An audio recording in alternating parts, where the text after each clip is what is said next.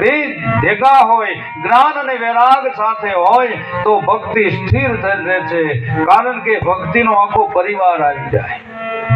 જ્ઞાન વૈરાગ એના પુત્ર છે અને ભક્તિ, અને જ્યારે માણસના જીવનમાં ભક્તિ આવે ને એટલે જગતની માલપા તકતી થઈ જાય. આપણા મહાપુરુષો તમે જો, દાન બાપુ સલાલા, વિહામણ બાપુ પાલજા, ભરત બાપુ, જેને અત્યારે કલિકાળમાં પરસાવો આપે છે. આ કલિકાળની માલપા કલિયુગ કૂડો રંગે રૂડો, કહેતાનો આવે પાર, જપ તપ તીર્થ કાંઈ નો કરીએ, એક નામ આધાર કૃષ્ણ કહીને તમે જુઓ. હલાહલ કલિકાળમાં આવા સંતો ભક્તો અત્યારે પરસા આપે છે, જેને હાવજને ઉભા રાખી દીધા. તમે જુઓ કેટલી જેની ભક્તિ હશે કે હાવજને એમ કહી દે કે તમે ઘડીક ઉભા રહી જાઓ.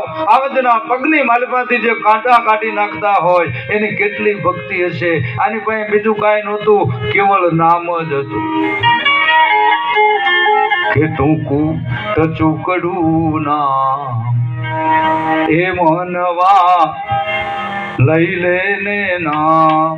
હે માનવ, ટૂંકું ને ટસુકડું બે જ અક્ષરનું નામ છે, રામનું નામ છે. એ લઈ લે, તારો બેડો પાર થઈ. એ સંતો ભક્તો જે થયા છે એને કોઈ દિવસ નામ સિવાય કોઈ વાત નથી. બીજાને આવરદાઓ જેને દઈ દીધી, દાન બાપુએ આવરદા દઈ દીધી ભાણા પટેલને કે ભાણા આજ મને તું જમવાનું આમંત્રણ દેશ અને તું બારગામ વિયો જાશ. ઘરના બધા માણસો કેવા મળ્યા કે બાપુ એ તો ભગત માણા, એના ઠેકાણા ન હોય. પણ આ તો મન કી જાણે તન જાણે સિદ્ધ કી ચોરી, જેનાથી ક્યાં જવાના, જેના હાથમાં જન્મ મરણ ની દોરી. જે દરવાજે જે ઓરડાની માલપા ભાણા પટેલને રાખ્યા હતા ને, એ ઓરડાના તાળાની સામે જ્યાં દાન બાપુએ દ્રષ્ટિ કરીને ત્યાં તાળું તૂટીને હેઠું પડ્યું.